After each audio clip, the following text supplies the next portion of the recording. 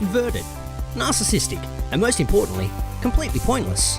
Come waste an hour of your week with The Starting Block Friday nights Australian time at dlive.tv/The Starting Block. Get in touch with us on Twitter at The Starting Block, no K at the end. Also, subscribe to the show on Apple Podcasts or iTunes by searching for The Starting Block, all one word, or on Podbean at startingblock.podbean.com. Join the blockheads, tuning in their millions, right around the world.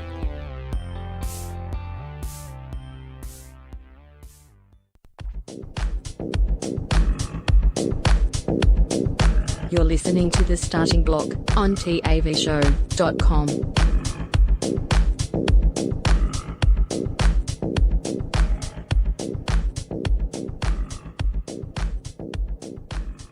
The following program is recommended for mature individuals and may contain material unsuitable for morons, cretins, and dishwipes. If you are a moron or a member of the PTL Club, please turn off your radio, because we don't need any more stupid, narrow-minded, pencil-neck geeks who wouldn't know the First Amendment if it came up and bit them on the butt. Thank you. Okie dokie, roll 'em!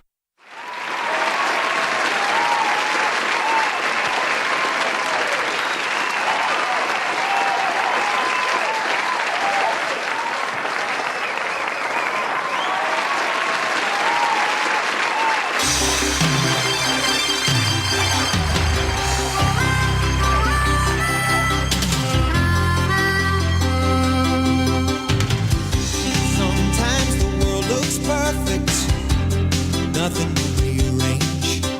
Sometimes you just get a feeling like you need some kind of change. Welcome to The Starting Block for another week. Big show as always. What do we got? We've got story times, we've got segment reporters, we've got dick pics, we've got Unity Day, plenty of show hate, all that and much, much more. You're on the block.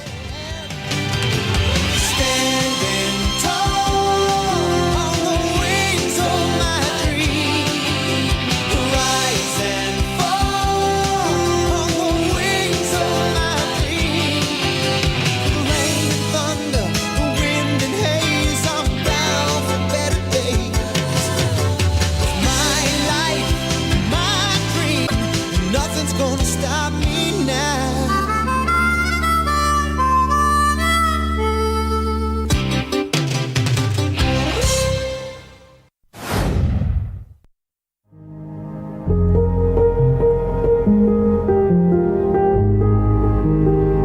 It's Greeno here from The Starting Block. On behalf of the block, we just wanted to let you all know that we're all in this together. Well, except if you have coronavirus, then stay the fuck away. But in every other situation, we're in it together. To all of you on the front lines, those of you turning a footstool, a wok, and a pitchfork into a home gym, those of you who have given your housemates a mental breakdown because you decided lockdown was a great time to learn the keyboard and the only thing you can play after 8 weeks is chopsticks over and over and over again. And those of you who are homeschooling and are now understanding the question you used to harass your maths teacher with of, when the fuck are we ever going to need to know this in the real world, is coming back to bite you on the ass. Just remember, like a 1990s Australian sitcom, we're all in this together.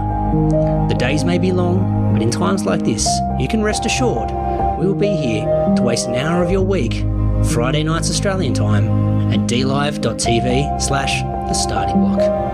So take care, social distance, whack on a mask, and subscribe to our show on iTunes. It may not cure coronavirus, but it sure will help us with our rankings. And isn't that really the most important thing right now?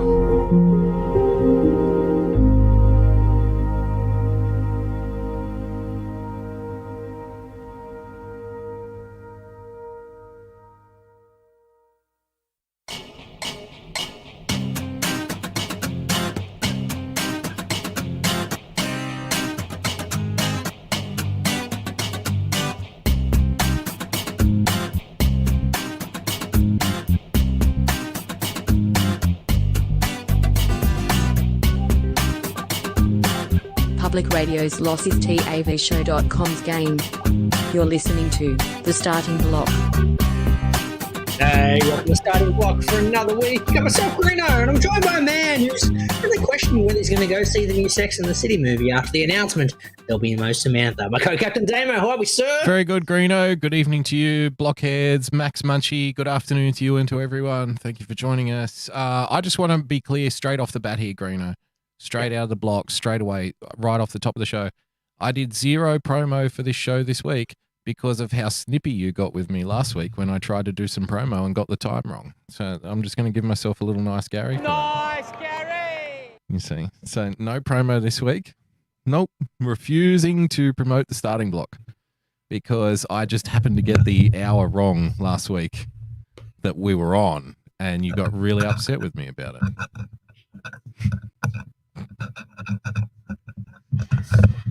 Okay. Now, see, we've got technical difficulties to kick us off. Now, I'm going to blame it on the system when theoretically I think it's my headphones. what just happened? My headphones weren't working, so you kept on cutting out, and then I realized it had nothing to do with the reception. It was all the headphones. So headphones now plugged back in, cord untangled. We're good to go. My apologies. So did you hear any of that? I heard Max Munchie, and then that's about as far as I heard. Wow. And then I was trying to get things sorted pretty quickly. Okay, well I'm going to give myself a nice Gary Nice, then. Gary! Because that's fantastic. Don't worry, you didn't miss much. You'll have to listen back to it to hear what I said. While I'll listen back and provide a retort. While your headphones were unplugged. They were plugged in. The problem was the cord was quite tangled, which was causing a connection issue. Why was the cord? What was it tangled around? It was just tangled in general. Oh, just on itself.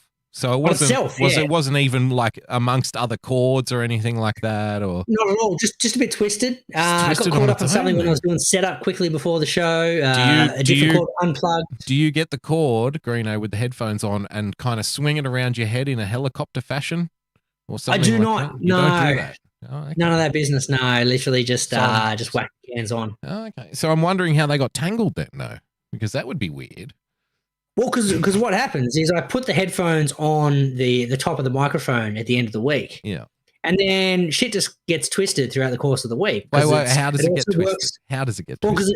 because it sits behind my work laptop. Right. So it's getting banged, it's getting moved around. I had to move it out earlier. What are you doing in your office with all the banging and the moving around? What are you doing in there? I'm a very, very, very angry person in the office. So it's Is there a lot of smashing of keyboards and stuff? yeah, exactly. Yeah. And You it's just going to be get them done. delivered, don't you? Like by the dozen. Yeah. Exactly. Just send me the 50, milkman. and I'm sure I'll let you know at the end of the year how many more I need. The milkman just leaves a crate of keyboards out the front of your house every morning at 6 a.m. Every Monday morning at 6 a.m. there's a dozen keyboards out there. All right, that'll do us for the week. That'll cover us. Yep. We're all good. Put them in the freezer if you don't use them. Going back to the Sex and the City thing. Yeah. If there's no Samantha in the movie, should it just be called the City? The City. But she's the only one that fucks in that show, right? I think so. She's the only one that anybody wanted to think about fucking in that show, though. Yeah. No. The brunette was the hot one. The brunette, but yeah. Apparently the brunette was very self-conscious about her waist down. Did you know that she was like one of those girls who's very like skinny on top, but then like big thighs inexplicably? Oh, really? Yeah. There you go. So once I heard that, it's one of those things. Once you see it, you can't unsee it, right? Once I heard that, whenever I would happen to walk by, I wasn't a big avid watcher of the program. Let's be clear here. But I have, and I continue to live with a woman for the better part of, the last 20 years. So occasionally Sex and the City is on in the house somewhere. Yeah. And whenever I would happen to glance over at it, if you notice it, they only ever film that brunette chick from the waist up most of the time. Waist up. Correct. Yeah. Also the brunette was the one who showed the least nudity. Mm-hmm. So if you were keen for a bit of brunette boob, that was the Sex and the City was not the place to go, because I think it was only like one glimpse of tit throughout the entire 8 seasons they may have had, and the movie. Whereas everyone else, it's boobs galore. Yeah, so I guess the internet really killed Sex and the City, because why would you linger on season after season to eventually see one kind of, post-period fucking breast kind of flop around when you could just Google on the internet, any celebrity you want, basically. That's it. Yeah, they're all out there. Celebrity plus tit, and then bang, there you go. Yeah. So I guess that's what ended Sex and the City, because with that kind of constant ability to just satisfy that urge, Greeno. Why would anyone linger on these shows anymore? They've finally, Hollywood and television have finally discovered that people have to be good actors. Because now we can just Google nudity whenever we want. We don't have to hang around for 2 hours during a movie to do it. You make a very good point. I remember back in the heyday of 80s film, 80s titty comedies, as it was. Titty everywhere.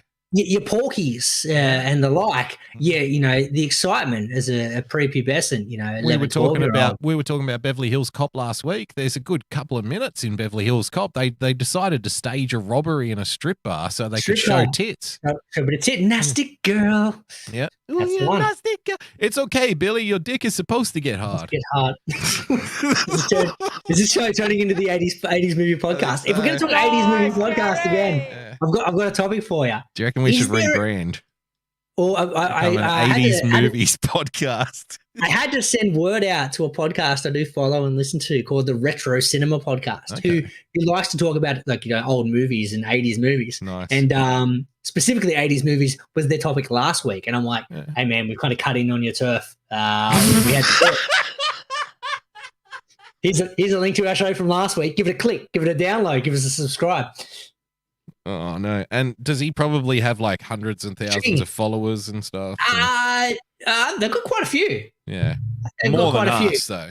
Oh, a lot more. It's hard. It's not hard to have more. That's why I was laughing at you're so polite. You're like, oh look, we cut in on your turf, and he's probably like, who the fuck are you? Yeah, I don't even know who these guys are, and that's what we like because we're staying true to our Vietnamese core audience, Greeno. In answer to your question, 12,800 followers. 12,000. Okay. It's a lot bigger than us. So. A little bit more. But not in Vietnam, I'll have you know. Not in Vietnam. No, fucking they love us in Vietnam. Got nothing in Vietnam, mate. Exactly. But which I think we should mooch on this territory a little bit more because I saw something during the week. I'm still on my 80s movies kick, getting through the good old days. I'm starting to get into the kind of the not so good. I watched Bill and Ted's Bogus Journey last night. Was Bogus Journey the second one? Or? Second one, no good. Yeah, first one very good. Now, second one, you'll have to help me out here. So was the second one the one where they all end up on stage together, like in a band or something? Yeah, that's the one. Yeah, that was really shitty. That one. It was really shit. Yeah, the first one. Look, and I'm going to be honest here. Like this is a bit of honesty time here. I've probably my whole life faked being okay with the whole Bill and Ted franchise. But I'm not okay with it. I never liked it. Even when I was a young idiot, I didn't fucking like it then. So I don't know how any idiot could like it now. And they're terrible movies. The humor is completely unfunny and it's not funny. Yeah, it's awful. And like now the whole series has like this weird cult following. But I don't remember anyone liking it. Growing up. No, did you like it? But I think we all just kind of pretend like we liked it, but we don't. I can't remember watching it as a kid. I remember watching it as like an adult and be like, yeah, it's just kind of dumb, the first one. But it was dumb in a harmless way. So I'm like, I'll spend an hour and a half watching it. It's all good. And we move on. Hey, have a look at young Keanu. There was a novelty factor to it. Canoe. Yeah, but the second one just murdered. Never was a fan. Never known anyone who's actually a fan. Didn't they make another one when they're both old, like Bad Boys 3? They did. I'm not gonna. It's kind of like what was the other one? There was another movie they released recently. Coming to America sequel, which I refused to watch it. Yeah, I can't bring myself to watch it. I've even had people telling me, no, there's good jokes, you'll appreciate it, and I'm like, I don't even want flashback humor. I just want to leave Coming to America where it is, where it belongs. It belongs ending with them like going on the fucking horse and carriage after getting married in the kingdom. That's the way it's supposed to end. That's all I want to know. Fuck off. No more. Story done. Yeah, we don't need another Coming to America. We don't need another Bill and Ted. But they did it anyway. Do you reckon the reason they did a new Coming to America was, Greeno, because someone decided, look, we can still squeeze some more money out of Eddie Murphy. Out of Eddie, yeah, exactly. And Arsenio, I don't know. I think and it was Arsenio more, Hall, maybe Arsenio was a bit hard up for cash because Eddie's still flush. He's fine. Yeah. But I think Arsenio might have been a little bit harder pocket. And he's come to Eddie and he's like, look, Eddie, can I get a loan? And Eddie's like, look, I'm not going to give you a loan, but here's the deal. How about we do a new Coming to America? We'll sell it exclusive to whoever they sold it to. And that'll get a bit more cash, a bit of more in the pocket. we'll send some money your way. Well, but why would Eddie even do that for Arsenio Hall though? Like, are they bros? Like, I think don't they're know if bros, they yeah. are. I think they grew up in like the comedy scene together Yeah. in Well, the 80s. so okay, so for whatever reason, someone's trying to squeeze some more money out of Eddie Murphy for whatever funnel it where they should. And I reckon they looked at Eddie Murphy's back and they thought, okay, we can't do anything new with Eddie Murphy because nobody knows who Eddie Murphy is anymore. So we have to kind of revive one of his old things to get the 30-year-olds, the 40-year-olds, the 50-year-olds buying fucking tickets because they're the ones with the disposable income, Greeno. And which Eddie Murphy movie franchise can we revive in 2021 whilst avoiding the minefield that is the woke clusterfuck? Whenever you kind of spread any kind of message or anything anywhere, there's bound to be thousands and thousands of online activists who are just going to be chanting your name and like burning effigies like you were a returning losing Pakistani cricket team in the 90s, Greeno. They're going to be burning your fucking thing. So they looked at all of them and they're like, okay, so we can't bring back Beverly Hills Cop. Why is that? Because he went to the Playboy Mansion and talked about how his dick's supposed to get hard in front of the hose. Okay, so we can't do that. Okay. Okay, what about this? What about 48 Hours? Can we bring that back? And they're like, are you fucking kidding? Have you ever seen 48 Hours? You watched it? Yeah, exactly. And they're like, okay, what's the least offensive Eddie Murphy franchise that we can bring back? And I reckon they landed on Coming to America because really, it's really more a movie for black people, I think, than the other ones are. Beverly Hills Cop is for white people to like Eddie Murphy. I think Coming to America is more because look at all of the humor, right? It's the black church and the black business and the black barber shop, and it's all like, you know, the gospel shit and all that stuff. It's for them, you know what I mean? Now I still fucking love it. It's a fucking hilarious movie. But I thought, okay, that's the one. That's the one where we can bring Eddie Murphy back into 2021 and have everyone be like, okay, we'll tolerate that. That's fine. Yeah, that one's all good. Yeah, I just wish they had have done another Beverly Hills Cop or something. They really good just news, put it Damo. In the ground. Good news, Damo. 24th of August, 2021. No. Beverly Hills Cop 4, one step closer to beginning production. I swear to God, I didn't know that. Are you serious? Swear to God, because that's what I was Googling while you were telling that story. I'm like, I swear they're going to make a new Beverly Hills Cop. I take back everything I ever said. I'm sorry. Netflix signed a licensing deal with Paramount to make a fourth Beverly Hills Cop film. So is it going to be hang on. So if Netflix is paying for it, is it going to be a movie on Netflix or is it going to be a movie in the movies? Probably a movie on Netflix, I'm guessing. Oh, imagine if they reduced Beverly Hills Cop 5. Is it 5 or 4? Now? 4. Number 4. God, they're already planning a 5. I guarantee it. I guarantee it, yeah. They're going to leave it open-ended, Greeno. Are they bringing Billy Rosewood back? Oh, they'd have to bring once again. Fucking Taggart would be dead now, wouldn't he? I think Taggart's still alive. He's still around, but he's getting on in years. I think the chief is long past. Judge Reinhold's definitely still around, and then you got Billy. So we're all good. No, Judge Reinhold is Billy. So yeah. So sorry, Eddie. I meant sorry. Eddie's hanging on. Yeah. Yeah. And then do you reckon they'll get Paul Reiser back from the original? Paul Reiser, that's right. He was Eddie Murphy's like kind of second right-hand man. Right-hand man, that's right. Yeah, and he drove the car, but he wanted him to sit low in the seat so nobody saw it was him. Exactly. Real low. Yeah. Nice, Gary. Which brings me to our original point. Is there a better 80s movie cast than Three Men and a Baby? Who did you have? Tom Selleck? We got Selleck. One of the guys from Family Issues or whatever the show was called. we got Selleck. We got Danson. We got Gutenberg. Oh, Gutenberg was in that. Was he really? Yeah. So we're thinking vintage 80s lead actors. And who was the baby? Who gives a fuck about the baby? I'm thinking, is there a better 80s like headline cast than the Goot, Selleck, and Danson? It is pretty tight, isn't it? It's a shame they couldn't make the movie work. But, you know. Yeah. You just get a bunch of stars on the same field at the same time. No, it was a pretty good movie, wasn't it? In its day, it was huge. It was huge, and because they made a sequel as well. Can I ask a dumb question? Can I ask a dumb question? Why exactly did Steve Gutenberg just disappear? Because I know why Chevy Chase disappeared. It was because of the nose beers, right? That and he wasn't funny. He wasn't funny anymore. or in general. Chevy was never funny. If you look back at Chevy Chase, he never actually said anything funny. No, he was a good comedic actor though. Yeah, but he wasn't funny. He played a good kind of dumb, sarcastic kind of guy. Yeah, annoying guy. Yeah. But yeah, very unlikable. Everyone hated him. Everyone hated him. Everyone hated Chevy Chase. So how come he kept getting jobs all the time then? No, I mean on like the movie set. So directors hated him, co-workers hated him, everyone hated him, but he still managed to like pull some bank. It's all about cash. So no matter how much of a fuckwit you are, look, have a look at all the rapists. Didn't he work with Dan Aykroyd heaps and stuff? A few times, yeah. So does Dan Aykroyd hate Chevy Chase? Hates him. Does he really? Because they were Saturday Night Live original cast. Really? So that's why he has all those movies with Dan Aykroyd. Oh, right. Okay. So this show has turned into the 80s retro podcast. Yeah, Nice. Chevy Chase is a cunt. Apparently. Yeah. There we go. Yeah. Look it up. Literally. Actually, if you want some comedy gold, I thought it was for the coke. I thought like he became a massive cokehead and everyone disowned him.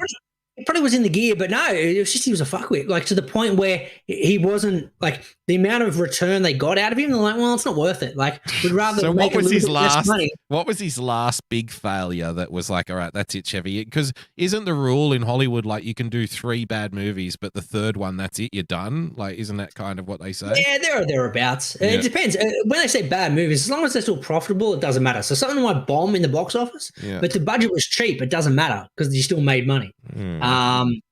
But if you want to see, like I said, comedy gold, look after the show. If you could be bothered, look up the Chevy Chase talk show and watch the first ever. Did he do like a Letterman thing? He did a Letterman thing for Fox when that whole kind of like Late Night Wars was happening. Chevy Chase got a show on Fox, and it is the most cringe-worthy. Like, really? I think it only lasted like a week or two. It's fucking horrible. Can we not just watch it now? Can we not just have a look now? No, we're on a roll. Fuck the show. Fuck the show, Greeno. So what's it called? The Chevy Chase. Chevy Chase late night show, I guess. Okay. There or thereabouts. Look at this first episode. Look at this. Chevy Chase Show. Tonight, not one, but 2 Academy Award-winning actresses. Goldie Hawn and Whoopi Goldberg. He got Goldie Hawn and Whoopi Goldberg on his first show. This is the first episode, though. And the NBC Orchestra. So the NBC Orchestra, Jesus Christ. So did it get to a point, Greeno, where like how many shows in was it when celebrities started refusing to go on?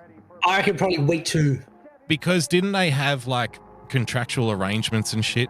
Even probably now. Yeah, they had some contracts, but he's the cringe already. Oh my God! Why has he got a guy playing basketball? He's got a guy playing basketball. He misses a couple of shots. Oh, they had to fake an edit, so it looked like Chevy made a shot. That's like John Howard bowling that ball, Greeno. Yeah, very much so. Oh look, have another shot. He's such a natural. Oh. They had to go to a wide shot to show that he didn't miss it. Show that he did miss it again. Why did they think him coming out playing basketball was more natural than just walking out? Like because they were trying to appeal to a young demographic. Really? This was meant to be. We'll get a black guy playing basketball for no reason on the stage. Yeah. It's a bit of Chevy. Okay. So he does little sketches and everything, does he? What's this? What the fuck is this, Greeno? Yeah. This is Mully Grubs. This is Mully Grubs all over again.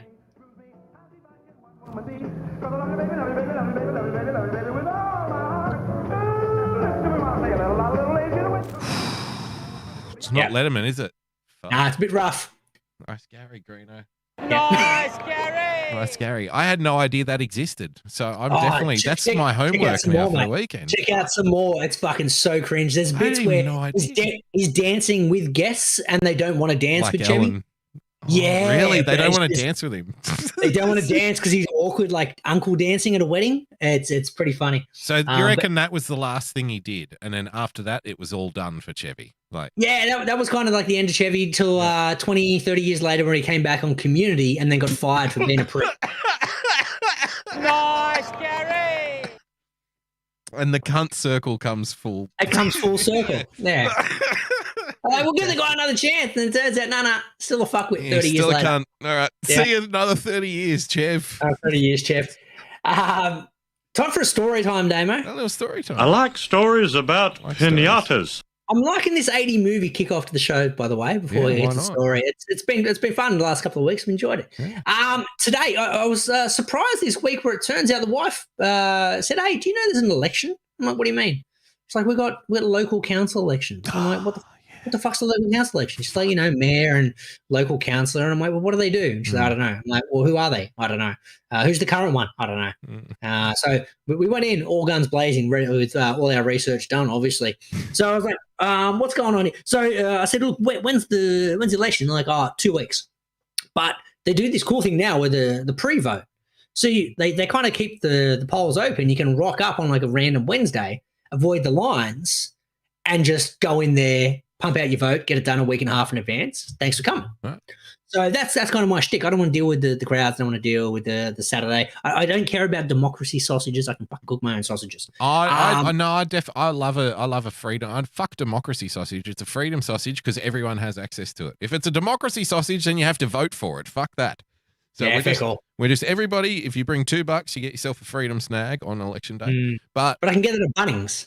That's true. But you can't. If only you could vote at Bunnings, Greeno. We might have fucking fixed something here. Fixed it. I know nothing about politics. You know nothing about sausages. Between us, actually, you do know stuff about sausages. That one fucked up. Yeah, we're butcher. I don't know anything about retail. There we go. Beautiful. Okay. Sweet. So I reckon, you see, now you couldn't put the election booth out the front of Bunnings because then it would put it all 28. Well, there'd be traffic jams and people trying to squeeze past them to, excuse me, I'm going into the shop. Can you not line up in front of the door there? So we'd have to put the election booth inside the Bunnings, I think. Yeah. And then that way you could scoot around, you could pick up your lettuce, your lettuce seeds, you pick up your doormat, Greeno. You pick up your box of nails and your bag of charcoal, and then you line up to vote. And while you're waiting there, someone can come around and scan your goods, and you can pay card only, though, no cash in the voting line. No, you got a card. Yeah, card only. Card only. And make sure you scan in, of course, before you go in there. That's right. For your double jab. Are you allowed to go to vote if you're not double vax, Greeno?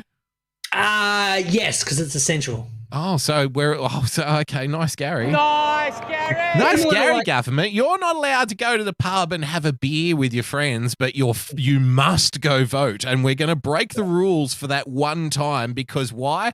Because the more people that vote, believe it or not, I don't know how many people know this, Greeno. This might be a revelation. The more people vote, right? The more votes that are cast, the more money the fucking political parties get. Did you know that? Gary. They literally get a tax from every vote that is counted. All right. They get allocated money according to how many votes they get. So the same people who are banning you from going to the pub and having a fucking chicken schnitty on Thursday night after you've been slogging it out all day at work, Greeno, they are now forcing you to go and vote and breaking the very rules that they are forcing you to vote for on election day. Yeah. How are you? Well, it's a mad place. Yeah. So I ducked on down during my lunch break today, and here's the thing. So it's at the local scout hall, right? And once again, I don't like parking. I don't like crowds. I don't like parking. I don't like inconvenience. I just want the most direct route to where I need to go. You did mention parking twice, so I'm going to assume that parking's number one on the list. Parking's a big issue because it's on a street. There's no car park to the scout hall. That's a pain. So you got to do street parking, right? So I realized or I'm like, marathon running. If I need to street park, what I need to do, and it's on the other side of the road of the direction I come. So I'm like, well, I'm going to have to go to the top and have to do an illegal U-turn. Then I'm going to have to pray that there's a park. An illegal U-turn. Nobody I know calls it an illegal U-turn. They just say U-turn. No, it's over double lines. But you're unvaxxed. Everything you do is illegal now, Greeno. Okay. Only have to not if you show a fake fucking passport. You're fine. Yeah. It's all good. 80 k's an hour through the school zone with your passport hanging out the window. It's all right. I'm double vaxxed. Oh, let him go. Doesn't matter if he mows over a few kids. They were unvaxxed anyway. Look at them. They got masks on. Fuck. Exactly. They're a health risk. Yeah. I'm doing a community service. Cleaning up the community, Greeno. Exactly. We're going to get in trouble for that one. Yeah, that's going to cause some trouble. No one's listening. It's fine. So I was like, I can do the illegal U-turn, or I can park in the kids' playground and walk across in the playground, like right in the sand pit. Like, beep, beep. Sorry, kids, get out of here. I'm going to go vote. Democracy needs me. Democracy needs me. Got to be done. So I chose option 2. I chose to do the kids' car park and then walk across. Okay. And unintentionally, what I realised I'd done is because the car park is on the side of the voting hall. Mm. So what I did is my direct route to get to the door meant I managed to skip all the fuckwits trying to hand me pamphlets. Yes, nice, Gary. From the street. So I managed to beat the election pamphlet, and because they saw me and they looked and they're like, well, he's all the way over there and he's over there. Fuck, what am I going to do? And they didn't have time to run to me to hand me a pamphlet.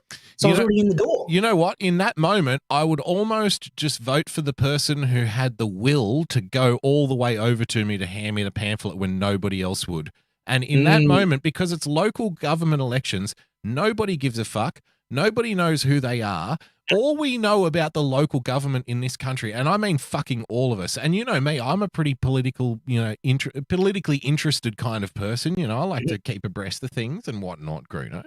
Yeah. But when it comes to local council elections, the only time I want to know that the council exists is when I'm on hold to them, calling them a bunch of fucking scumbags because of some minor irritation due to some paperwork mishap. That's all the local council is to any of us, and that's all they ever should be. So to force us to go out and vote for all of these fucking people is like, you could just fucking sort it out yourselves, will you? Like, nothing you do matters. So fucking whatever. You just made me realize something. I think the people that are in charge are the fact that I don't get a free council pickup. Last week's show.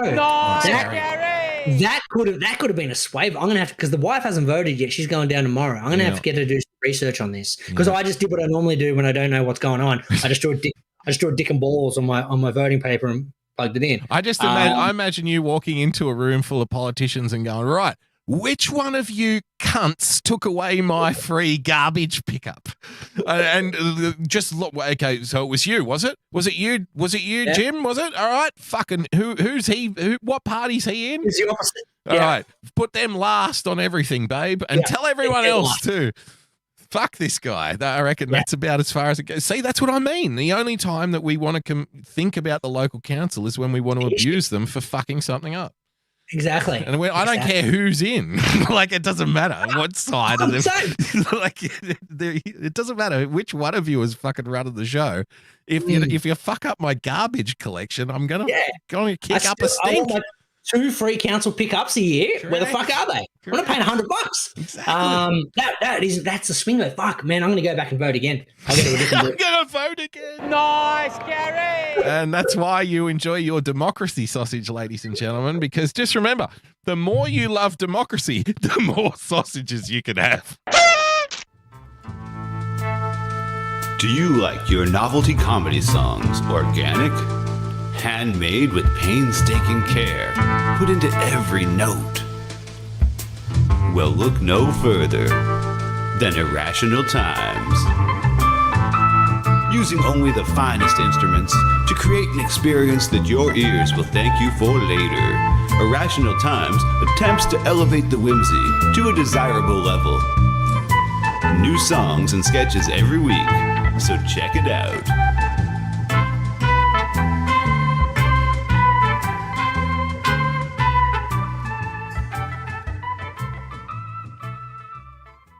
There's a place that we can go to watch old things. All the warm, fuzzy member berries it brings. It's a special little spot tucked away on D-Live. Enjoy the joy of Pepsi. Campy old movies and old cartoons. We hope to see you over there very soon. It's our special little spot tucked away on D-Live. Enjoy the joy of Pepsi. When we were kids and there wasn't any school, we'd sit and watch all the best cartoons, eating cereal until it was noon. We never thought that 30 years later it'd still be cool. Saturday night and cheesy movies, the ones that used to show us boobies. movies, it's our special little spot tucked away on D-Live. Enjoy the joy of Pessy. Enjoy the joy of Pessy. Enjoy the joy of Pessy.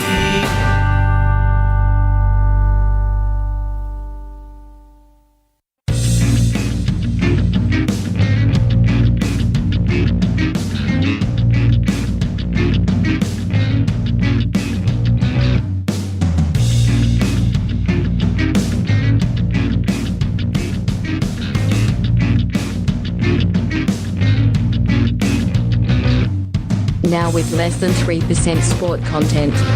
It's the starting block on TAVshow.com. Yes! Welcome back to the block, ladies and gentlemen, boys and girls. Remember, if you want to get in touch with us, follow the little blue bird at the starting block. One, we'll drop the K at the end. Follow myself at BoogieBumper, Greeno. You showed me this thing, right? I'm going to do a little bit of opening the kimono here, a little bit of pre-show into the live show.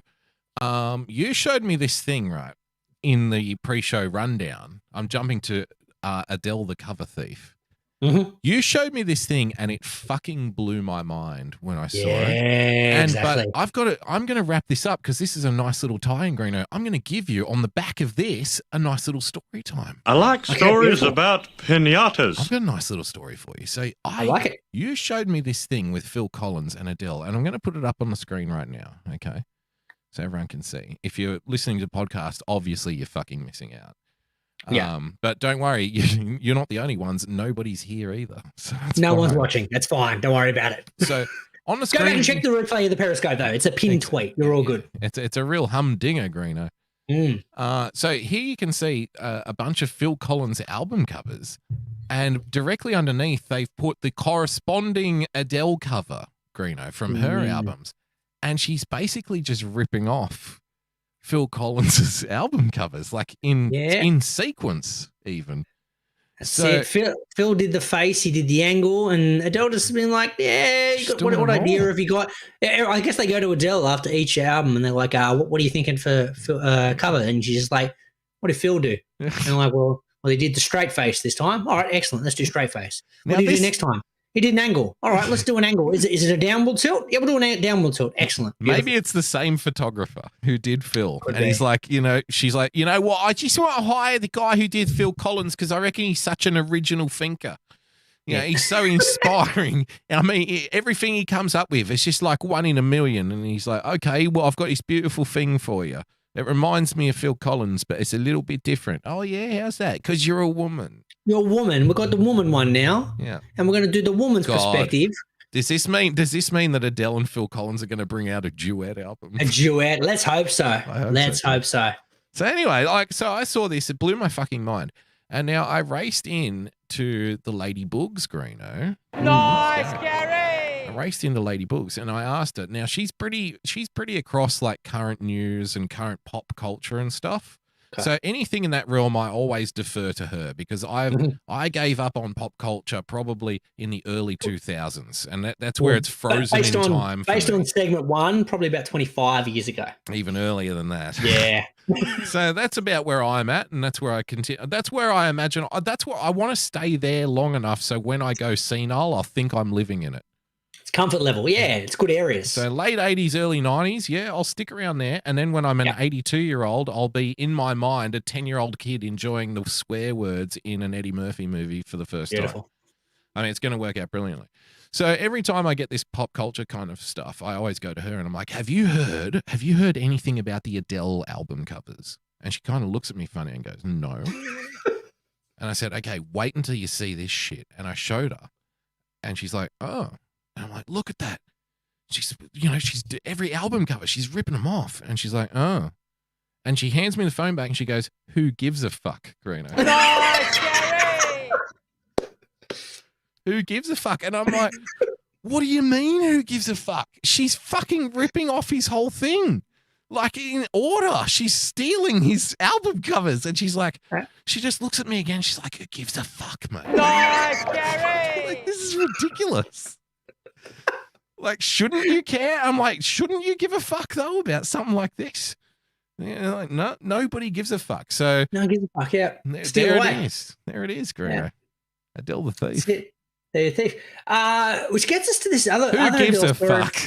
Exactly. Which gets us to this other Adele story from earlier in the week. This was in Australia. I like US, stories about pinatas.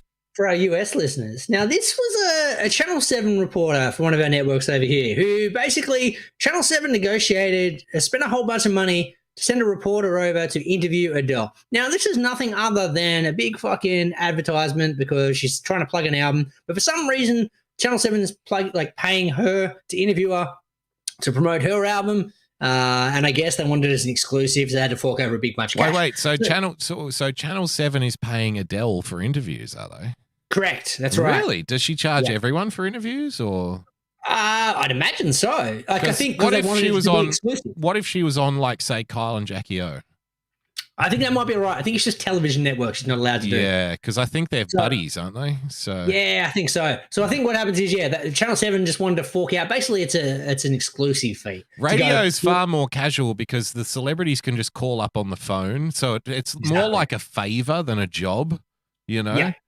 So, but if you go on TV, that's like, I can imagine like stuck up celebrities being like, oh my God, that's my whole day. You know, just having to go and do this 20-minute interview. But they don't, do they? They book them all in kind of back to back. They book them back to back to back, yeah. So they basically get a room for the day. They get you're there for like 8 hours as the celebrity, just answering the same fucking dumb same question, mate. The same fucking jokes. Exactly. Yeah, no wonder they're all on the nose beers, Greeno. Like, exactly. Got to get fired up to get through 8 hours of this shit. Yeah. So fucking horrifying.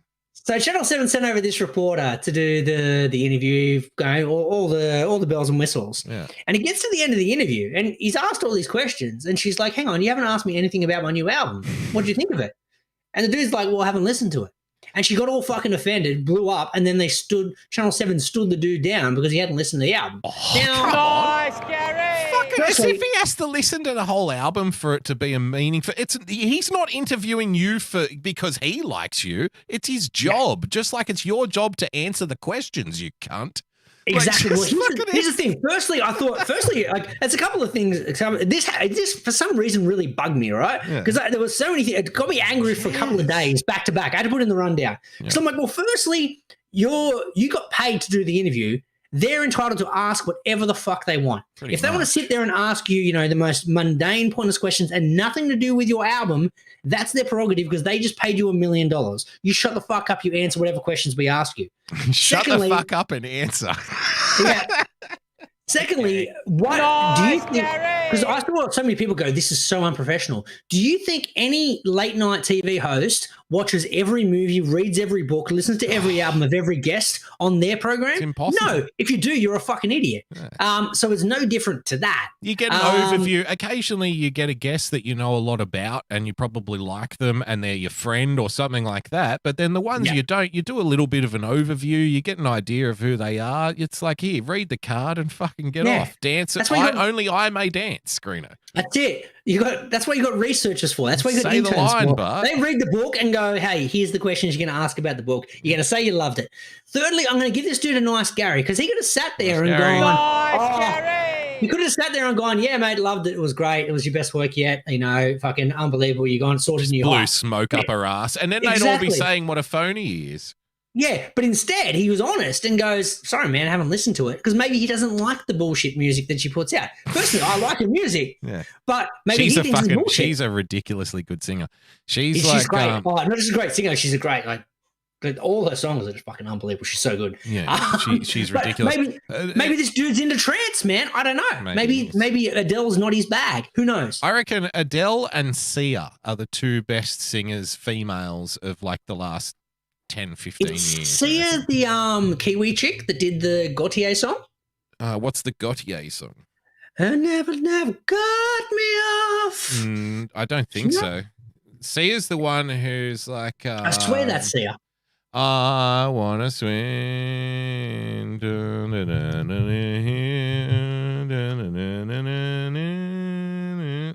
Kimbra, not Sia. My apologies. He's the Gautier one. I think Sia's the one who never shows her face on stage. Shows her face. There we go. Yeah, no, but she's a brilliant singer. Her and Adele are probably the two best female singers, I reckon, in the last 10, 15 years. And before them, Whitney Houston was probably the best. And that's kind of, well, basically any Adele album now becomes an event. It's kind of like, how she put out another album. Oh, got to check this out. So obviously we don't hate Adele. We like Adele. Like we've now spooked her, and now I'm going to call her a cunt, Greeno. Nice, Gary. Because she's stealing Phil Collins' album covers. Okay, so just because you're a good singer doesn't mean you can take Phil Collins' fucking, catalog. No, mate. You're not allowed to. Imagine if for her next one she tries to recreate the Nirvana album. She's just her naked in a pool going after a buddy. Now, if she does that, then I'm going to give her a nice Gary, because then she's fucking playing up with the stereotype. Gary. It's all very good. The other thing, though, just back on the reporter thing, how fucking insecure are you that you care that someone didn't listen to your album that's interviewing you? Yeah. And I mean, she's probably just fucking ruined this guy's career now. So. Oh, yeah, he's done. Yeah. Well, the reaction from Channel 7 is kind of a dick move too, to suspend the dude. Stand by your guy. Fuck. Yeah. Fucking hell. You sent him in there. He probably didn't want to, do the Adele thing. If she was so offended, did she hand the money back she got from the interview? No. How much does she get for an interview, do you think? I reckon she got a meal, I reckon. No way. For what, 5 minutes of roll? No way. No, I reckon it was like a 30-minute interview. They're going to do a special and shit, I guarantee. $1 million? How would Channel 7 make $1 million off that? Because they advertised the fuck out of it. Did you see how much the Adele Oprah special got, like ratings-wise, last week? I didn't even know there was one. Rated its hits off. And that was just like an Oprah thing. But people, that's the Oprah factor, though, isn't it? No, it was the Adele factor, because it was a live concert, and then in between, she went and did like interviews with Oprah and shit. There you go. We just love Adele because she's so down to earth. She's so down to earth and natural. Here's your $1 million, sweetheart. By the way, why are you face fucking Phil Collins when it comes to artistic direction? Why are you doing that? Fucking, I'd pay $1 million just to see what she says. What a bitch. Say that. Or just ask the question. Like, I'd pay $1 million to ask her if she's going to do a cover of Susu's Studio. just to see the response. She'd fuck it up like Beyonce, though. Do you know that? Ooh, Susu Studio. Too much. Let's do another. I've got a couple more story times, man. We'll do I like stories about do a couple of stories and get the fuck out of here, Greeno. How about that? Huh? Let's do a couple of stories and get the fuck out of here. Let's go do segment 3, mate. I got stats. Okay, you got stats. All right, we'll do a couple of stories and then we'll go to the stats. Fuck yeah. It. All right. So last week, I had to do it. We talked about Bunnings a little bit earlier. I had to do a Bunnings run. I forget what I had. There was some reason I had to go there. The wife wanted some orchard mix. You went there to vote, obviously. Nice, orchard Who'd you mix. vote for? I didn't vote for anyone. I just drew a dick and balls on it. Right. Cockpart. Cast democracy. Looks like a democracy sausage in a bun. Exactly. Yeah. Exactly. A couple of meatballs. Yeah. Meatballs and a sausage. That's a spicy meatball. So I had to duck down there, had to get some.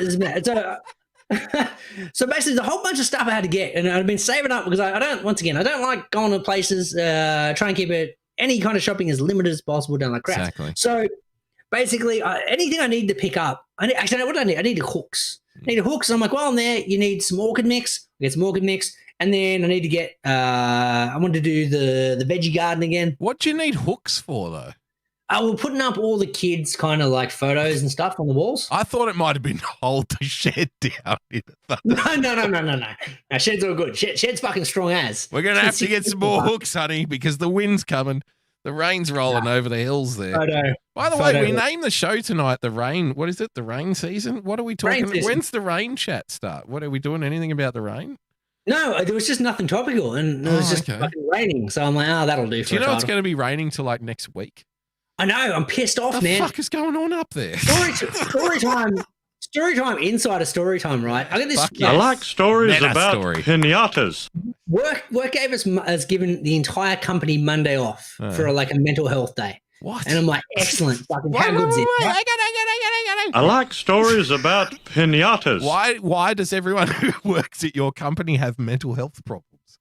It's a refresher. All right, everyone. All right, everyone. Monday will be your mental health day. I know you're all suffering. Come back Tuesday and everything will be okay. Yeah, mental health day. It's been a long year. It's been a rough year. Like, everything's gone on. So it works like, look, we're going to give you a free day off. It's not going to go out of your leave balance. Nice. Have a day off. But the whole company's going to take the whole day off. Like, fuck it. We're shutting down the company for a day. We want everyone to have a long weekend. So they gave us Monday off. My great hope in moments like that is, Greeno, I just hope one person doesn't realize and shows up to the office and swipes in and goes up at like 1:15. Someone who's late every day and thinks, wow, there's no traffic getting into the parking lot today. This is my lucky day. And then happens to get all the way up to the office and sees that it's empty at 9:20 in the morning. I want that to happen. And if that does happen, Greeno, you must report it back here to the show. Nice, Gary. Okay. So I thought, look, finally, this is the first day Greeno's had to himself in like a year and a half because the kiddies are always home with me. There's no Greeno time, and I'm like fucking happy days. So I'm like, what can I do that I never get to do? With get a facial, get your nails done, get your legs waxed, all that kind of shit. Yeah, back sack and crack, Greeno. Spot on, wax it all down. A little bit of a spray tan, even maybe. I could get a tan, exactly. Yeah. So I was like, look, I haven't been had a chance to go to a batting cage with like a pitching machine for fucking yonks. And I found one like an hour from my place. Well, you won't get a spray tan there, mate. You're not going to get spray tan there. Oh, okay. I'll do that after the tan because I got a little buff. After the baseball, though, you'll be sweaty and stuff. You're not allowed to be sweaty when you get a spray tan. Is that the rule? Is it? Well, because it would run like makeup. It would look like mascara running down you. Run after as well. Yeah. It's all just no good. Better skip the spray tan. I'll stick with the baseball. Skip the spray tan. All right. We're going to have to book you into a bed then, though. One of those UV beds. Build you up a base tan. For 8 hours. So I was like, look, I'm going to go do that. I finally found a place that's like an hour from my joint. Good to go. So then I go on site, go to book my my session. Mm-hmm. They don't open till 3 o'clock. In the Arvo. In the Arvo. I'm like, no, I've got the kid by then. Like, no, it's meant to be, I need 9 till 3. How come it's not 24 hours? Don't you just pop the money into a machine? I think it's inside. It's inside like a whole kind of sporting complex. Don't they have those though? Like you just put the coin in the machine and it starts spitting out balls at you? Nah. No? In have America, I been maybe. misled? Yeah, maybe. Maybe movies have, betrayed me, Greeno. Mm-hmm. Okay. Spot on. So then I was all fucking jonesed up about like the idea of going to a batting cage. So I'm like, fuck it. I'll do the extra 45 minutes and go to Seven Hills where I know there's a batting cage that I used to go to in my old place. Okay. And what time would it open? Like 5, 6 in the morning or something? So then I'm like, sweet. So I go to book there. Fuck, it doesn't open till 3 o'clock either. And I'm like, you are kidding me. This is unbelievable. So I'm like, backup plan. I'll go golfing. I haven't played golf in like 2 years.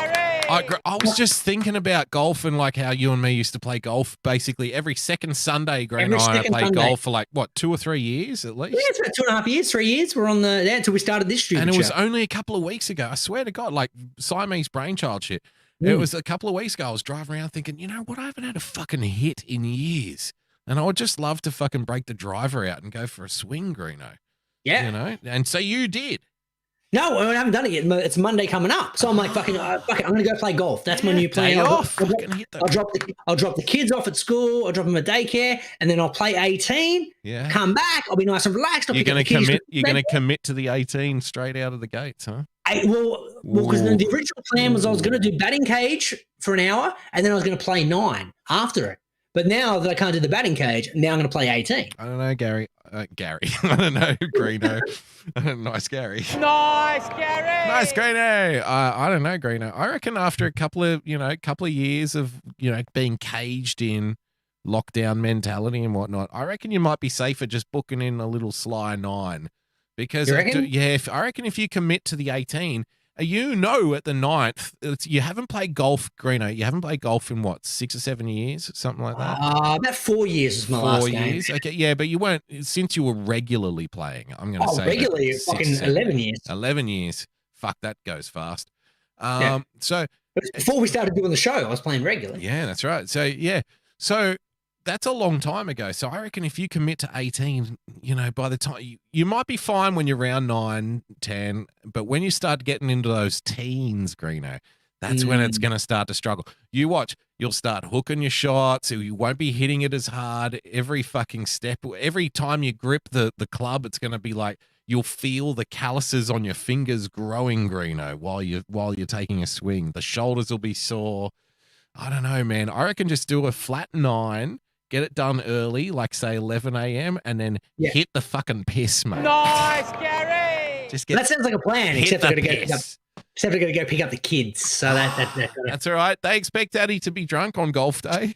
If you build that expectation into them early, then they'll know when Daddy's got the golf clubs in the back seat of the car, because they'll be in the boot, obviously. Exactly. And so Daddy's got the golf clubs in the back seat of the car. That means it's his drinking day. So, just get inside, do your homework, eat your Brussels sprouts, and everyone will be fine. You reckon just give the kids cab voucher? Yeah, and Uber Eats as well. Nice, Gary. I just realised that was a Storytime inside of Storytime. I like stories about pinatas. So doing the veggie patch, getting that all back up and running, getting the herbs all out. And so loaded up all the stuff. Now, I try to avoid the crowds. So I went right at the arse end of the day. Okay. To try and, just pump it all out very quickly. Less people, not during peak season, all good. So I get there and the gate's starting to shut, right? They're starting to pull the shutter down. Okay. And I'm like, no, I'm at the register. We're all good to go. And the lady comes around, because I've got so many pots. I got soil. I got, the manure, all the shit I need to. You're really committing here. You're going for it. You're like, no, you know what? Fucking enough is enough. I'm going to do this garden the way it's supposed to be done. Let's fucking do it properly and spend thousands of dollars in the process. Exactly. Yeah. So got it all done, but it was all piled up. So the lady comes around. She's like, well, I don't expect you to go lift all this stuff. So she comes around with a little scanner, click, click, click, click, click. Click, click, click. She gets to the end, and she's like, 140. I'm like, whoa. In my head, I'm like, fuck, man, it goes quick, man. It goes quick at the Bunnings. No, I was like, that's a lot cheaper than I thought, because I had a lot in this trolley. And I'm like, okay, cool, no worries. There you go, bang, bang, bang. Walked out, packed up the car, checked the receipt when I got home. I'm like, why was it so cheap? Yeah. This chick was fucking phoning it in so hard. She just wanted to go home. Really? She didn't bother scanning half the stuff in my trolley. Oh, nice, Gary. Nice, Gary. That's a Bunnings lady. Nice, Gary. Nice, right there. Gary there. Fucking double nice, Gary. That's someone who's on $5 an hour, who's like, I just want to go home, and this dickhead is literally here 5 minutes before shutdown. I've scanned enough. That's fine. There you go, 140. Like getting the email at 4:45 on Friday. Exactly. I must have had like $300 worth of shit in my trolley, 140. I was like, fuck it, I got to give this girl a nice Gary on my show this week. Fucking absolutely. Nice Gary. Now, so saved about 150 there, which brings me to my next story time. Okay, what do you got? Oh, no. I like stories about pinatas. Now, there's some things in life as you get older, do you remember the things in life are free. And what you do to me. Remember the old days, Damo, when we had no responsibility and fuck all money, but we seemed to have a lot of fun with the money we did have. Who sung that, Greeno? Was that Vanessa? Was that your Vanessa Williams? Maybe. Was it? Free. If someone was in the chat, I'd ask them, but no one's in the chat. No one's in the chat. No one's listening to this shit. I'm going to have to look it up. The best things in life are free. Who do you think? I'm going to put it on you. Who do you think that is? You're Mr. fucking 90s and 80s trivia. It's definitely an American singer, isn't it? Yeah, I think so. Nah, it's not Vanessa Williams. I reckon it's some obscure one-hit wonder lady. That's my guess. Oh, shit. Is it Janet Jackson? Dead set. That's not a one-hit wonder. Hang on. We have to see this now. Okay, hang on. I won't play much of it because no. Is it from the Mo Money soundtrack? That's Luther Vandross. That's Luther Vandross, Greeno. Okay. It is. Luther Vandross and Janet Jackson. Well, that's definitely not one hit wonder. That's fucking. Janet Jackson kind of was though, wasn't she? Nah, she had a pretty storied career. Can't remember any of her songs, but that's Well, we remember this one, didn't we? Yeah. But we thought it was Vanessa Williams. Yeah, nowhere near. Where's the chorus? There you go. There you go. All right. Nice, Gary. Nice, Gary. the old days, we used to spend our money on fun things, right? It Good was, old days. smoke, beers, pool, and that's about it. Food at the pool hall.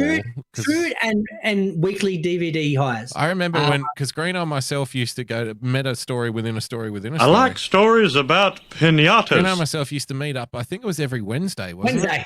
It was every Wednesday. 9 a.m. That's right. So Greeno and myself would meet up every Wednesday, and we go to the pool hall in Penrith, which was like the closest kind of, not a big city, but kind of city-ish area closest to us, right? So we go to Penrith, we'd play in this pool hall, and we'd get there at like 10 in the morning generally and play for like 6 or 7 hours. We used to play the first 9 person. till 5. 9 till 5, the first person to win 21 games. Yeah, race to 21. That's right. So if it finished 21-20, that means you've played 41 games of pool. Mm-hmm. Right. So that's what we did every Wednesday for what? Years, Greeno? What? It was probably about 2 years. And then we got 3 dropped. years? Yeah. Well, no, and then the place shut down. Remember, we went back like 6 months later. Oh, yeah, it was just gone. Yeah. Wow. Well, where are we going to get out? We were keeping the place afloat. So, like, we would go in there every Wednesday, and they had at this, like, so they didn't have a liquor license, so there was no beers or anything there, right? So it was just soft drink and, like, you know, whatever they could heat up behind the bar. Which was a hot dog normally. Hot dog or, you know, pies or whatever. And I remember to this day, I think Greeno and myself were the only ones in that place who ever used that place, regardless of what day it was.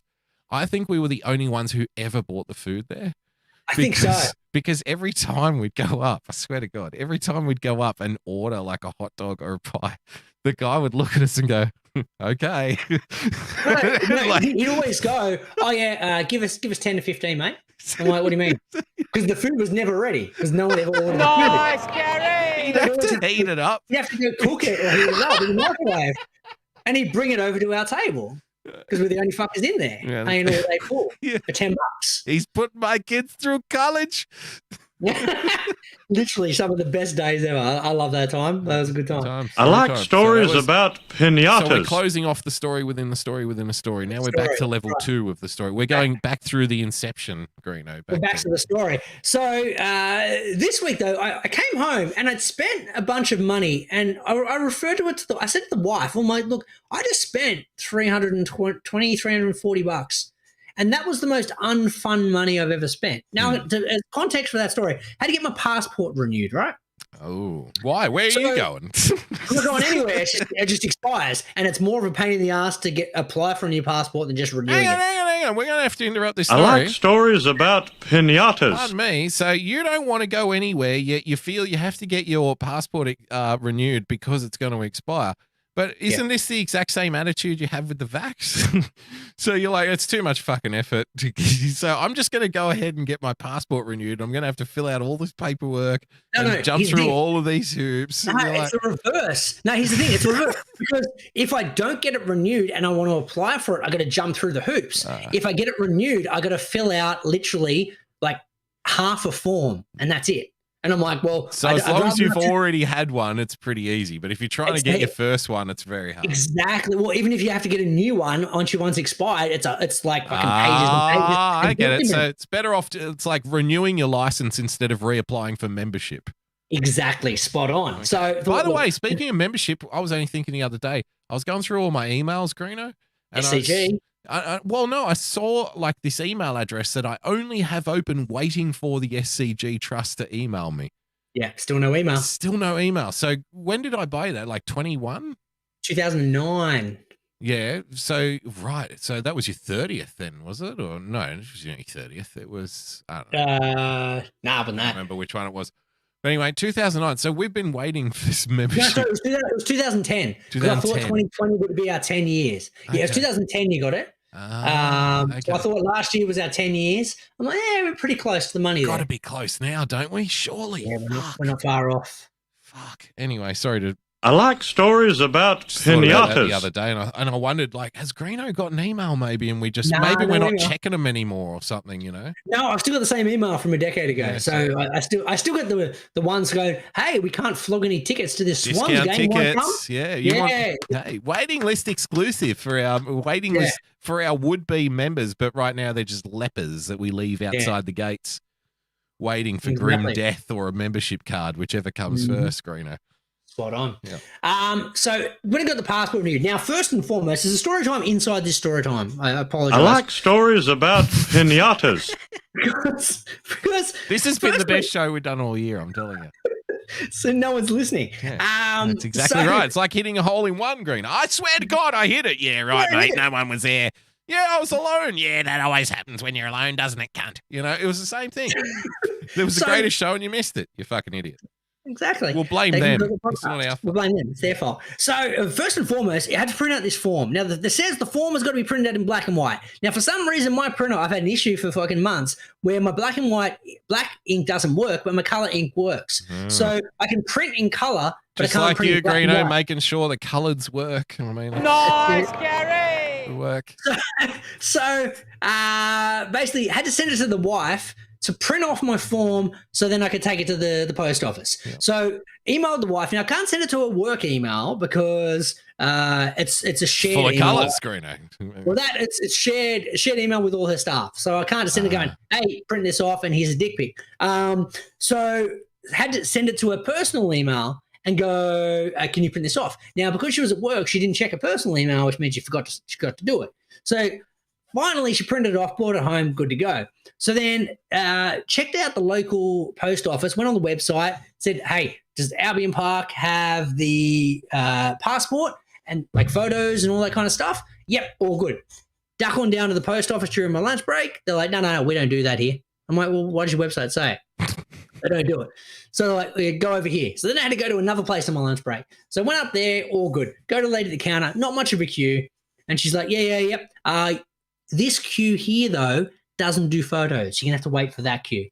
So I'm like, okay. All right, Greeno, this story that you're telling, I like stories about pinatas. This story that you're telling feels less like a story and more like fucking having my eyeballs ripped out with a toilet plunge. You know, like, oh, it's still connected. Stop, please. I mean, what the fuck? Is the story the issue or the delivery of said story? No, I don't understand the story at all. Like, can we just go back to the start again, please? All right. So, long story short, I got dicked around trying to get this passport.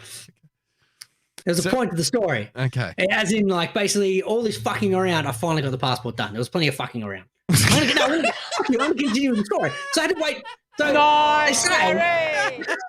No, I meant Green. I mean when you're dealing with government, right? Or when you're dealing with these, these kind of faceless, bureaucratic kind of mob kind of characters, everything feels like a punishment, like everything you have to do, every hoop you have to jump through. Oh my God, you didn't tick this. You should have gone here. You should have called this person. Let me email that person. Let me get in touch with this. It's fucking relentless. It's like having your eyes sucked out with toilet plungers. That makes more sense. I'm going to continue my story. Thank you very much. I like stories about pinatas. Lady says we've only got one queue that does the photo, so you've got to go down to the end queue. I'm like, all right, sweet. It's like an old pair of jeans. Exactly. So I go down to the end queue, wait over there. Unfortunately, the people that are already in the end queue don't know how to fill out their fucking paperwork. So while I'm watching every other queue, like dozens of people get piled through and get their stuff processed, while I'm waiting for my photo, literally, these dickheads took fucking 40 minutes to get their paperwork done. And then, so then finally they're like, oh, sorry, you're waiting for a photo. Me and 3 other people are now behind me waiting for this photo. Wow. Different photos. So I'm like, yeah. So like, sweet, stand there, take your glasses off, take your mask off, stare at the camera, straight face, don't look sexy, all that kind of shit. I'm like, it's going to be very hard. It's very hard to not look sexy. So look at the camera. Dick. Yeah, it's very dick. So look at the camera, take the photo. Lady's like, okay, sweet. Now I'm back to aisle 1 and she'll finish it off. So I go back down to aisle 1, they look at the photos and like, oh, hang on a sec. For some reason, there's a big bruise on your forehead. We have to retake the photo. So I'm like, wow, I'm going to go back down to the end She's like, yeah, we're going to get rid of the photo. So go back down. But this is the thing. Got to interrupt your story. I like stories about pinatas. This is what a nightmarish environment this fucking place is, because even in that moment, they don't admit fault. They don't admit, no. There seems to be a big bruise on your forehead. No. Clearly there's not a bruise on my forehead and you fucked something up. Like that's my only job was to sit here and smile and try to not look sexy.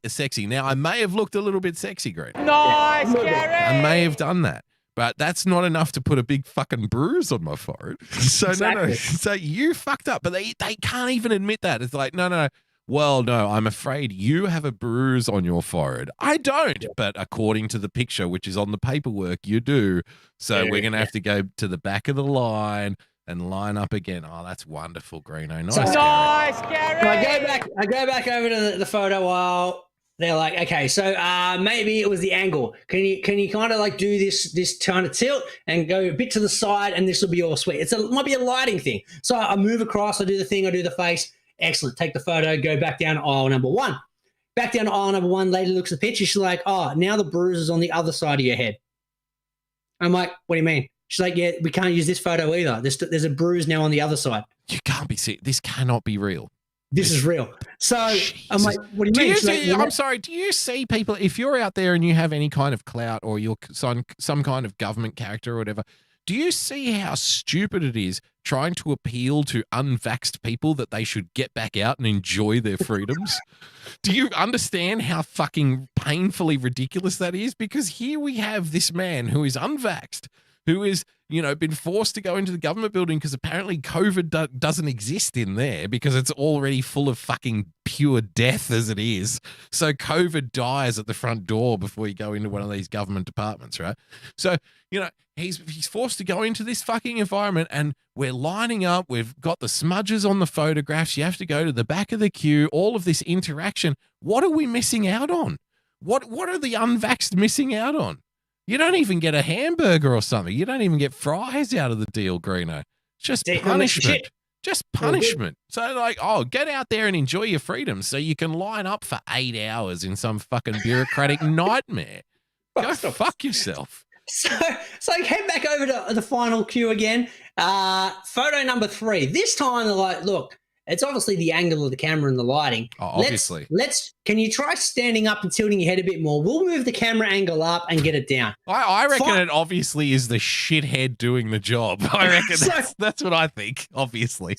So take number 3. We finally fucking get the photo right. We're all good. We're all sort of like, yep, excellent. It looks like a mug shot. That's what we're aiming. There's no bruises on either side of your face. You're all sweet. Just a teardrop tattoo and that's it. Exactly. So send me back down. Then it gets to the bill time, Damo. Oh no! So, hang on a minute. So for the passport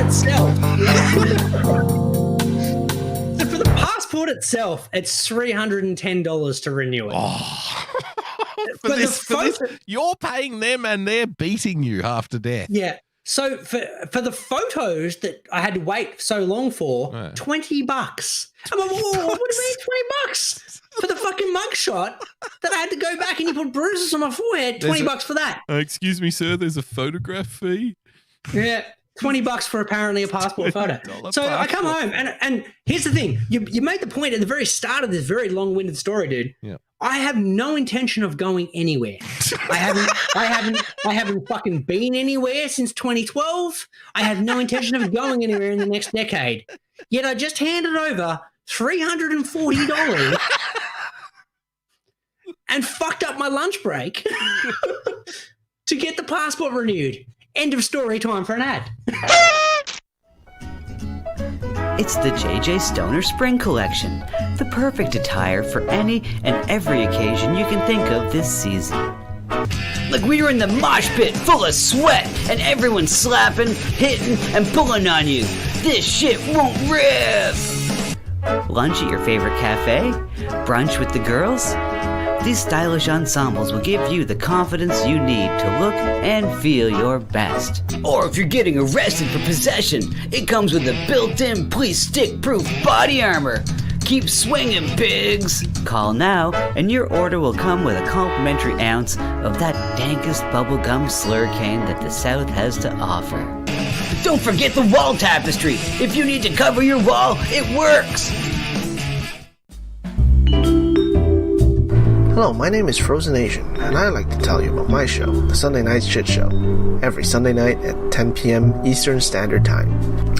Along with good conversations and laughing at funny and weird shit we find on the internet, we also have the Hat Cam, where I showcase my myriad of great-looking hats. Here is a testimonial from a great friend of mine who has enjoyed my hats lately. I hope your next hat is a bullet. Jesus Christ, what are you, fucking Asian Dick Tracy? What's wrong with you? Why do you have to ruin my evening? Like, I was just gonna listen to my buds do their show, and you just gotta do that. You do the show without the hat. So you're not enjoying it? No! Dude, Asian come Dick on, Tracy. secretly you enjoy it. You look like you're going undercover in Argentina, but it's not working. I hate you. I hate you. Oh, come on, you secretly love it. No, I openly hate it.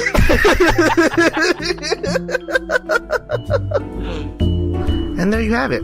So subscribe to the Sunday Night Shit Show at youtube.com/Sunday Night Shit Show. And hope to see you there on Sunday nights. Bye.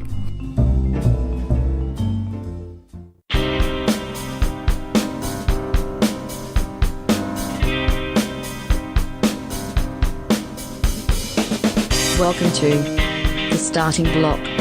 Follow on Twitter at The Starting Block. Drop the K at the end. Find the podcast on iTunes or on tavshow.com.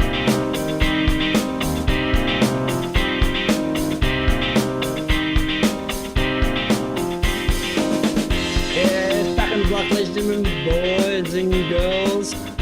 Damo, before we get to the Batman's hot stove, etc., we have a new Australian cricket captain. We do, yeah. Yeah, congratulations to Paddy Cummins, who's been appointed as our new test. Come cider, everybody.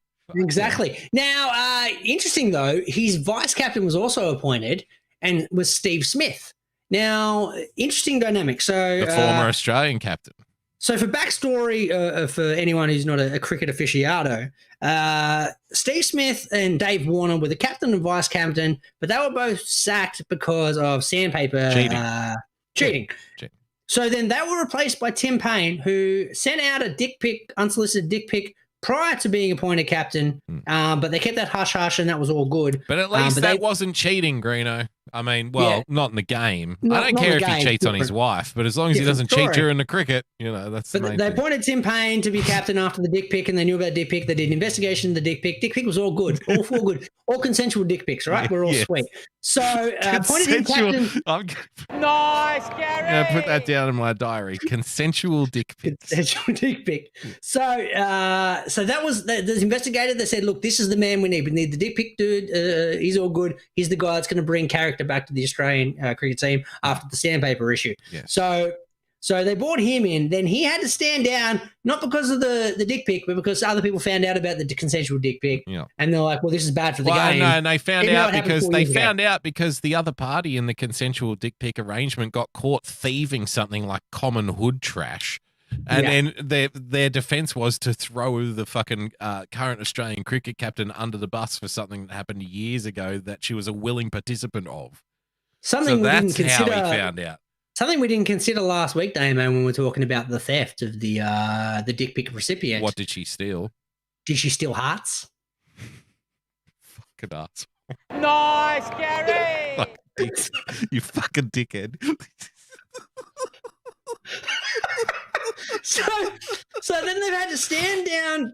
So Tim Payne then had to stand down because of the consensual dick pic from 4 years before he was appointed captain that they knew about before he was appointed captain because of potential perceived issues with the consensual dick pic. Perceived issues. So or as we like to call them in the business, PPPIs. The extra P is for penis.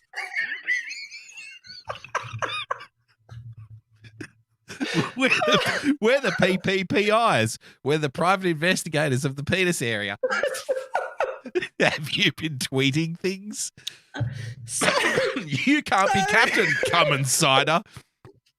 So then they appoint. At least it's Cummins Cider and not come on myself. Eh?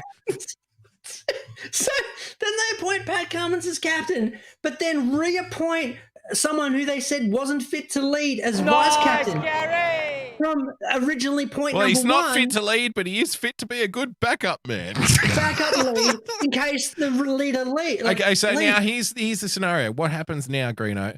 What happens if Paddy Cummins, who in his early part of his career has been known and prone to injury, Cottonwool Cummins, he can't play. He can't play every game. Fast bowlers can't play every game because the schedule's too packed now. There's too many games. It's not like the 70s and the 80s and the fucking 60s when they could play every game because they were traveling, getting pissed on boats half the time. Greeno. Yeah, they would sail to England and it would take months. So they'd just be getting trashed and blind every day for months and then go and play cricket and probably get trashed and blind again coming home, Greeno. Exactly. But now they zip over, they're flying around Pakistan one week, England the next, South Africa the next. They don't know their arsehole from their ear roll half the time. They don't know what's going on. So Patrick can't play every game. So what happens? So Steve Smith is a vice captain. So what happens if Steve Smith is fit to play and Patrick Cummins is not? Does that mean that Steve Smith becomes the captain again? Steve Smith becomes captain That's again. Fucking exactly. nice, Gary. I reckon Cricket Australia have figured out a way to just quietly reinstall Steve Smith as captain without any controversy. Well, here's the thing. In the interview they did today, Pat Cummins and Steve Smith did like a joint interview after he was appointed. He's back on the circuit now. And Pat Cummins was like, look, I'm going to be relying Steve a lot on, bowling changes, field placing, so he'll be captain. Basically, Steve Smith will be the captain. He just won't have the fucking title. So Steve's the captain again. Fucking nice, Gary. Nice, Gary! Because he was our most successful captain of the last 10 years. Certainly more successful than the dick pic guy. Yeah. Certainly more successful than Michael Clark, right? Yeah. So he was our most successful captain. And when he was captain, he played the best cricket of his career, which is usually the opposite is what happens when someone gets named captain. Yeah. No, he played better when he was captain. No, after he came back after his suspension, he actually played. No, because he had one. He was captain. No, he had one good series after he came back from captain, and that was the Ashes over in England. The Ashes, where he won, basically almost single-handedly won the Ashes. That's right. Yeah. But then remember when he got back to Australia, he was rubbish. So it was that one season. But when he was captain, he was like one of the most winning. His average went up like 10 after 8 or something. Yeah, it went up like 10 or 15, 20 points or whatever it was after he got named captain, which is the exact opposite of what normally happens to people. Normally the average goes down. So he got better the more responsibility. But then, of course, he fucking cheated. No, they fucked it up for everyone. But don't worry. It's been a few years of Captain Dick Pick, and now we're getting back to Steve Smith because Pat Cummins is going to blow out his spine again. So it's not going to be a problem. We're going to have Steve Smith back in the fucking chair he belongs in, and he's going to be Captain Courageous once more, just in time for the fucking Ashes. Nice, wonderful. Now, hopefully we can play 5 or 6 or 7 or a dozen one-dayers and really wear Patrick out. so he'll be nice and injured for the start of the Ashes. Can we do that, please? My question is, let's say Paddy goes down, what happens then? Who gets appointed vice captain when Smitty becomes captain? Do we go back to David Warner? David Warner's back in the team. Nice, Gary! Just in time for the Ashes. Steve Smith slots into the captain's role after we blow fucking Cummins out in warm-up games, right? Just make him bowl 100 overs back to back. Oh, I'm fucking spent. All right, sorry, Cap, you're on the bench. Steve, you're up. Who would you like to name vice captain? I think I'll have Davey. Oh, Davey. Yeah. And he shows up there at the press conference with the wife and the kid, and he's all hugging a puppy and shit. And he's like, I'm back. I'm back to my best. You just fucking reminded me. Sorry, you just reminded me of another nice Gary from this week. It's been a fucking actually funny week in cricket. Gary! Dave Warner's wife, Candace, came out this week and said, "Look, it's so disgraceful what happened with Tim Payne, and it's inappropriate, and it's not the kind of role models we need in cricket and leadership, all those kind of things. Isn't she the one that was getting dogged by Sonny Bill? Yes. Spot on. I'm like, this is a bit rich coming from the chick who was photographed getting hammered inside a toilet cubicle by Sonny Bill Williams. Like, there seems to be something missing there. That's the thing. I don't care what people do. Like I don't even care. You know how people make a big deal out of any of that shit either. Same. It's more just don't sit there and pretend to be morally superior. Well, it's glass houses shit. Yeah, 100%. That's like, the shit. Exactly. I don't care about either. Like what happened with Tim Payne is fucking between him and his wife. It has nothing to do with his ability as a cricket captain. In the same way, if Candace is single and wants to get nailed in a toilet cubicle, that's her prerogative too. She should have been like right to the cows. But don't sit there and go, shut your fucking mouth about it then. You know? Keep your mouth shut. Yeah. Like, why can't we have that rule? Like everyone do whatever the fuck you want. Just don't fucking, like don't moralize other people when we all know the shit you've been up to. I don't care. Just do whatever you want. Don't moralize me and I won't moralize you, Spot on. Exactly. It's basic stuff. Nice, Gary. It's basic stuff, Greeno. We've forgotten the basics, don't you think? It's all good. Yeah, 100%. 100%. Sorry, I know you were trying to wrap up the show about 40 minutes ago. No, that's fine. We may as well burn through the horizon now. I mean, what else have we got left to lose? Nah, man, I got some fucking Shohei. Just when I thought Shohei couldn't do anything greater than Shohei had done this year. I'll always extend for Shohei news. Fucking let's go. He managed to top himself this week. What? What? Nice, Gary. He topped himself. He fucking topped himself, Greeno. Outdid himself. My apologies. Now, Greeno, can you please just interrupt this stat man for a moment and announce to the audience what you were drinking before we started the show tonight? Oh, before the show. So before the show, I've been off the beers because once again trying to get the beach bod back intact. Yeah. Get the jacked abs and all that kind of stuff. Context. No, I didn't give what context. Were you drinking?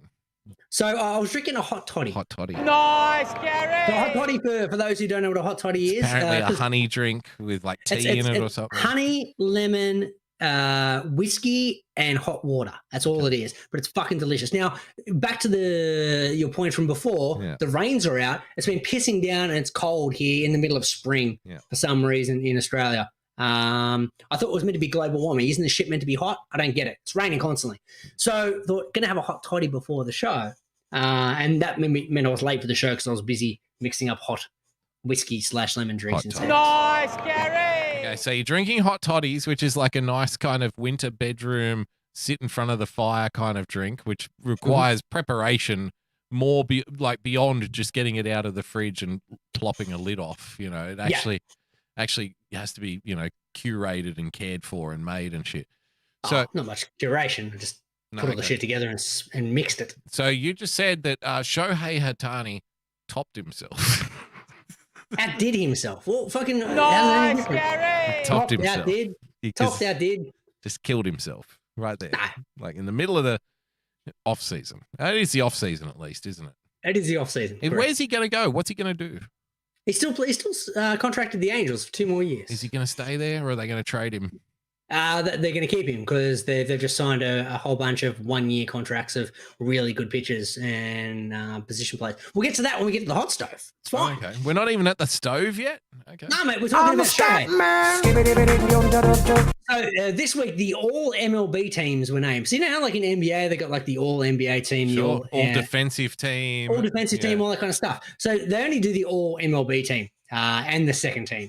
Now, Shohei was named in both the first and second team. How is that even possible? How can he play against himself? So basically, in the first team, he won because he was the best DH, designated hitter in the league. But then he was in the second team by being one of the best pitchers in the league. Right. So he's named in both the all MLB first and second team, even though he's one person. Nice, Gary. Is he the best? Is he the best ever? Well, what he did this season is the best season in the history of MLB because no one's ever done anything like it. Babe Ruth has pitched and hit, but even in his best season, he didn't put up a performance like Shohei when he was doing both. Separately, individually, he had amazing seasons, but never did it in the same year. So, and wasn't he coming off some like horrific long-term injury? So he's only going to get better.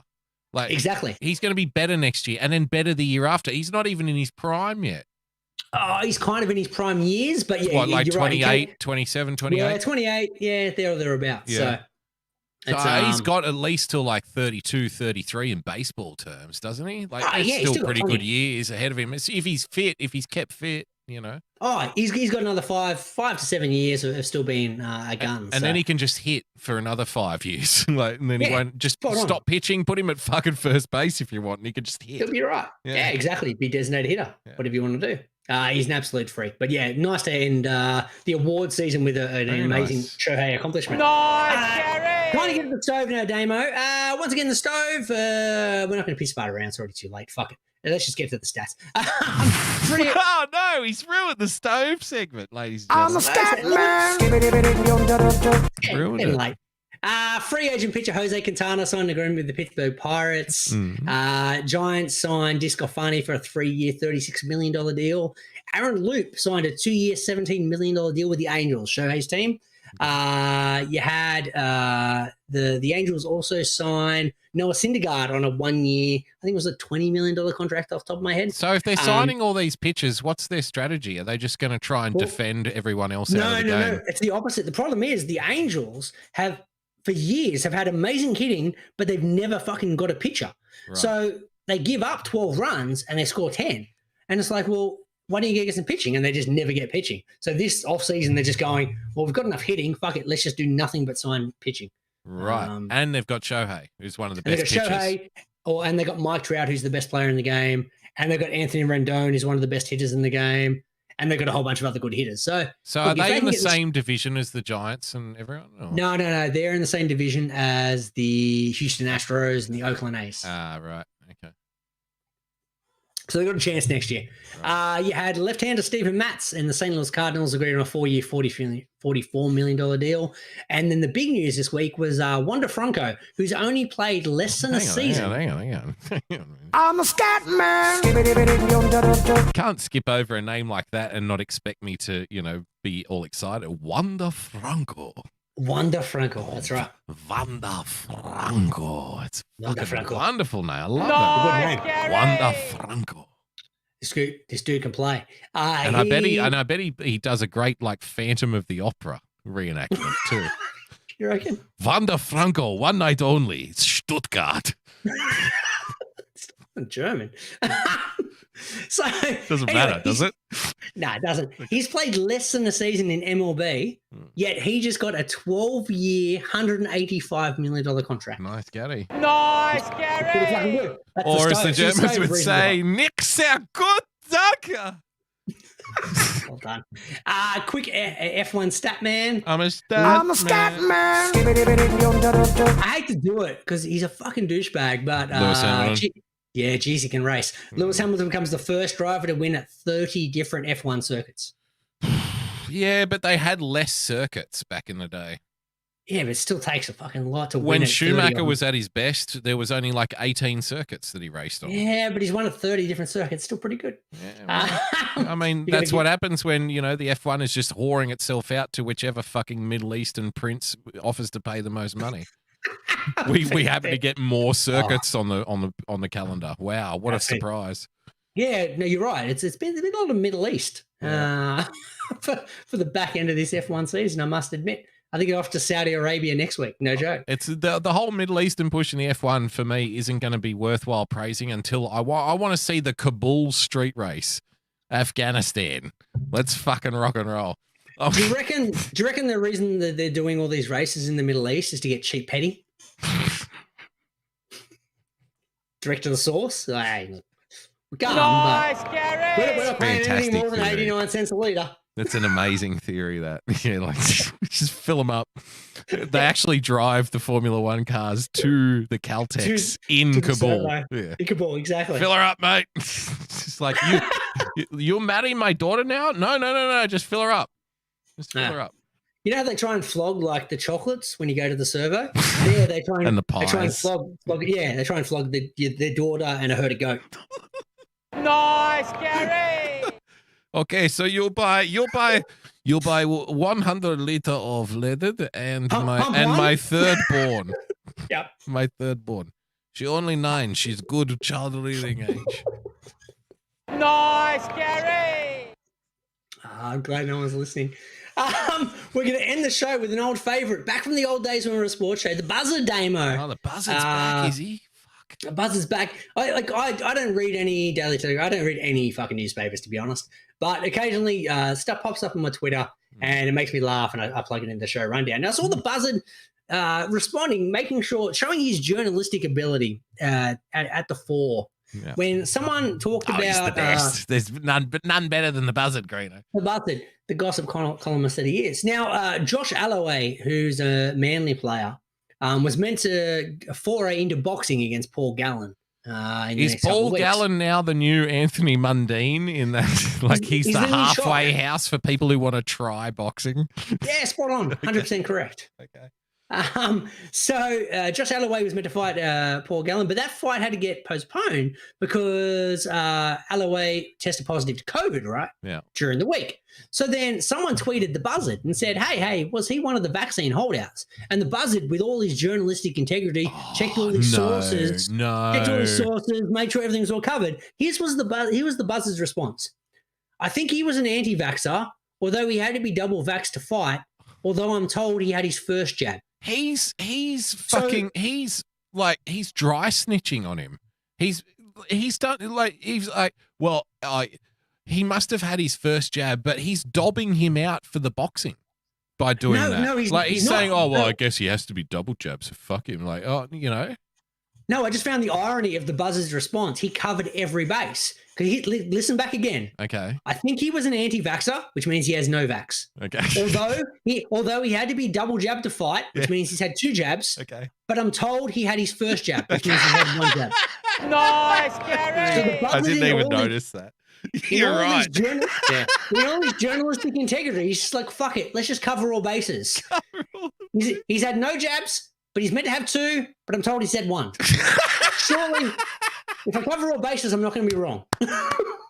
You're right. Holy shit, you're right. How about that? Fuck. Yeah, there you go. But that's no. But that's no. Aye, it's delicious. But that's no.